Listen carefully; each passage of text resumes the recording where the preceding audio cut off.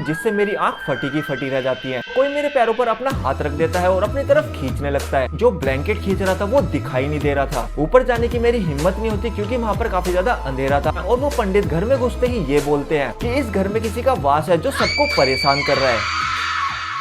इस कहानी की शुरुआत होती है हमारे गांव से। मेरे नाना जी की तबीयत काफी ज्यादा खराब हो जाती है, तो हम नाना जी को देखने के लिए गांव जाते हैं और गांव में जाकर नाना जी से हालचाल पूछते हैं। तो नाना जी हमें बताते हैं कि उनकी चेस्ट में अचानक से दर्द हो जाता है और वो दर्द इतनी तेज होता है कि उनसे सहन नहीं होता। तो पापा और मम्मी नाना जी का चेकअप कराने के लिए नाना जी को हॉस्पिटल लेकर जाते हैं और सारे टेस्ट कराते हैं। टेस्ट कराने के बाद पापा मम्मी और नाना जी घर वापिस आ जाते हैं। उसके बाद रात को सब खाना खाकर सो जाते हैं और रात के अराउंड 12 बजे होते हैं और नाना जी को चेस्ट में फिर से पेन होने लगता है और नाना जी दर्द के मारे चिल्लाने लगते हैं। नाना जी की चीख सुनकर सभी उठ जाते हैं और मम्मी नाना जी को दर्द की दवाई देती है, तो उन्हें 5 मिनट बाद रिलैक्स फील होता है। उसके 15 मिनट बाद नाना जी आराम से सो जाते हैं और मैं भी बेड पर जाकर लेट जाता हूँ और मैं बेड पर लेटकर आराम से फोन चला रहा होता हूँ और मुझे छत से एकदम से कम 100 लोगों के भागने की आवाज आती है। ये आवाज सुनकर मैं थोड़ा सा डर जाता हूँ और मैं मम्मी को बोलता हूँ कि मम्मी आपको भी कोई आवाज सुनाई दी है? तो मम्मी मुझे मना करती है कि मुझे कोई भी आवाज सुनाई नहीं दी है। तो मैं सोचता हूँ कि शायद मेरा कोई वहम होगा, तो फिर मैं दोबारा से लेटकर फोन चलाने लगता हूँ। जब मैं बेड पर लेटा होता हूँ तो कोई मेरे पैरों पर अपना हाथ रख देता है और अपनी तरफ खींचने लगता है। तो मैं फोन की टॉर्च जलाता हूँ और देखता हूँ कि मेरा पैर पकड़कर कौन खींच रहा है, लेकिन वहाँ पर कोई भी नहीं होता। ये सारी चीजें होने के बाद मेरे मन में डाउट जाता है कि घर में कोई ना कोई तो है।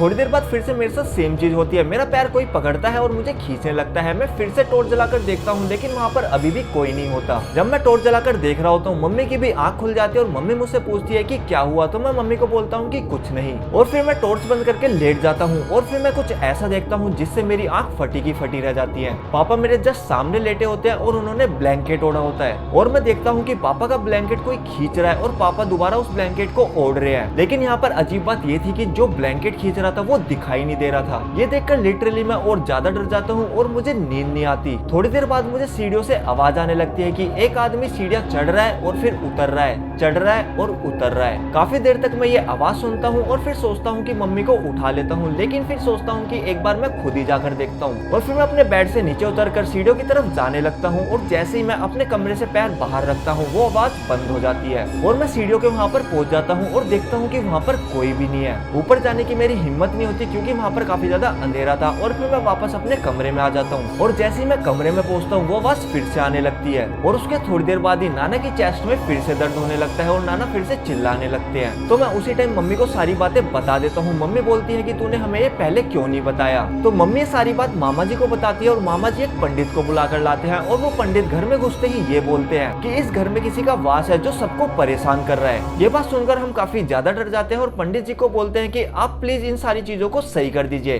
तो पंडित जी हम सबको बोलते हैं कि जो जहाँ पर लेटा था वहीं पर लेट जाए और सारी लाइटें बंद कर दे। तो सब अपने अपनी जगह पर जाकर लेट जाते हैं और सारी लाइटें बंद कर देते हैं। और जब सारी लाइटें बंद हो जाती है तो मुझे एहसास होता है कि जिस चुड़ैल का इस घर में वास है वो कभी मेरे ऊपर आ जाती है, कभी मेरे साइड में लेट जाती है, कभी मेरे पैरों की तरफ चली जाती है। और पंडित जी मेरे सामने एक खाट पर बैठकर मंत्र पढ़ रहे होते हैं। तो जब वो मंत्र पढ़ रहे होते हैं उनकी खाट अचानक से हिलने लगती है। तो वो पंडित जी अपनी खाट को हाथों से पकड़ते हैं और बोलते हैं कि अब आप लाइट जला सकते हैं। तो लाइट जलाने के बाद पंडित जी मामा जी को कुछ देते हैं और बोलते हैं कि इसको चौराहे पर रखाना, लेकिन एक बात का खास ध्यान रखना, जब तुम इसे चौराहे पर रखोगे और घर के लिए वापस लौटोगे तो अगर तुम्हें पीछे से कोई भी आवाज आएगी तो इस नींबू को वहीं पर निचोड़ देना, लेकिन पीछे मुड़कर मत देखना। अगर तुम्हारे हाथ से नींबू छूट जाए तो वहां से कदम आगे मत बढ़ाना। मैं तुम्हारा 5 मिनट तक इंतजार करूंगा। अगर तुम 5 मिनट में नहीं लौटे तो मैं तुम्हारे पास आ जाऊंगा। मामा जी वो काम करके घर वापस आ जाते हैं और घर में सब कुछ सही हो जाता है। पंडित जी ने हमें बताया कि ये जो चुड़ैल थी जिसने इस घर में वास किया हुआ था वो इसलिए इस घर में आई थी कि जब ये घर बन रहा था तो ये घर बनने के बाद कम से कम 1 से 2 महीने तक खाली रहा था और इस घर में पूरा अंधेरा था। तो जो घर बंद रहता है और जिसमें अंधेरा होता है उसमें चुड़ैलें वास करती हैं। क्या आपके साथ कभी भी कुछ हॉरर इंसिडेंट हुआ है? कमेंट में जरूर बताना और वीडियो को लाइक और चैनल को सब्सक्राइब करना मत भूलना।